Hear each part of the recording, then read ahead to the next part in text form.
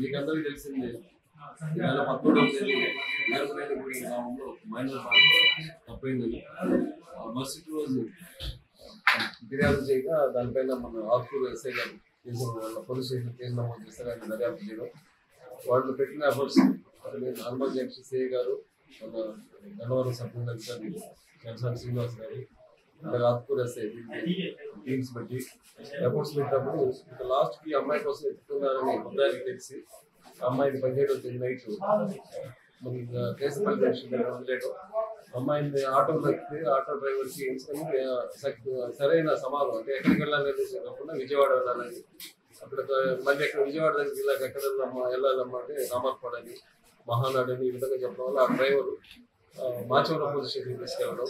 అప్పటికప్పటికే మన పోలీసు వాళ్ళు ఈ అమ్మాయిని గురించి లుక్అవుట్ సర్క్యులర్ అంటే ఈ అమ్మాయి ఫోటో, ఇక్కడ తప్పైన వివరాలు ప్లస్ ఎస్ఐ గారి కాంటాక్ట్ నెంబరు, వాళ్ళ పేరెంట్స్ నెంబర్ ఉన్నటువంటి లుక్అవుట్ సర్క్యులర్ కల్పించడం వల్ల దాన్ని చూసి పోలీసు వాళ్ళు అమ్మాయిని గుర్తుపట్టి ఎస్ఐ గారికి ఆత్కూరు ఎస్ఐ గారికి వాళ్ళ తల్లిదండ్రులకి తెలియజేయడం వల్ల పోలీసు వాళ్ళు వెళ్ళి అమ్మాయిని తీసుకురావడం జరిగింది.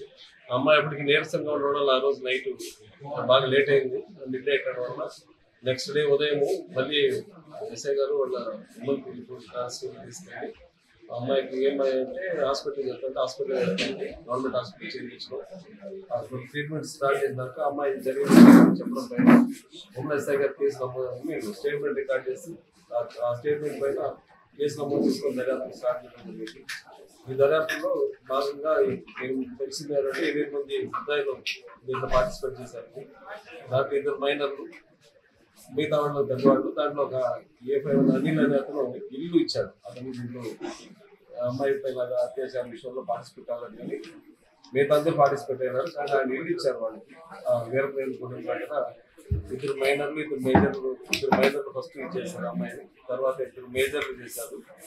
తర్వాత ఇక్కడ కేసుపల్లికి తీసుకొచ్చినాక అనిల్ అనే అతని ఇంట్లో రూమ్ని హాస్టల్ ఇవ్వడము, అక్కడ మిగతా 5 మంది ముగ్గురు ప్లస్ అక్కడ 2 ఎవరైతే చేశారు మేజర్లు, మొత్తం 5 మంది ఆ అమ్మాయితో చారిత్రంగా కలిసారు అనేది చెప్పడం జరిగింది.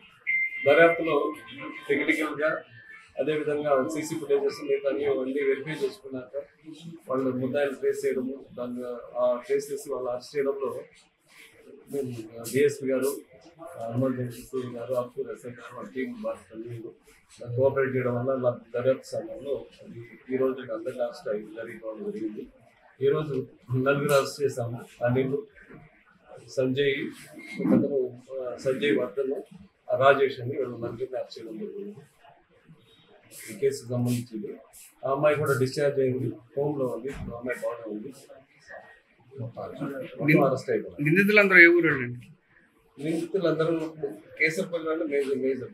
మిగతా వాళ్ళు ఇక్కడ వచ్చారు అనిల్, సారీ మీ వీరపనేనిగూడెం వాళ్ళు. కేసరపల్లిలో అనిల్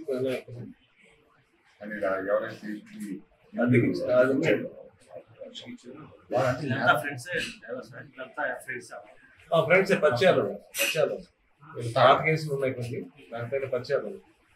మరిన్ని వీడియోస్ కోసం ఛానల్ ని సబ్స్క్రైబ్ చేయండి. లేటెస్ట్ అప్డేట్స్ కోసం వాట్సాప్ ఛానల్ ని ఫాలో అవ్వండి. అండ్ లింక్ డిస్క్రిప్షన్ లో ఉంది.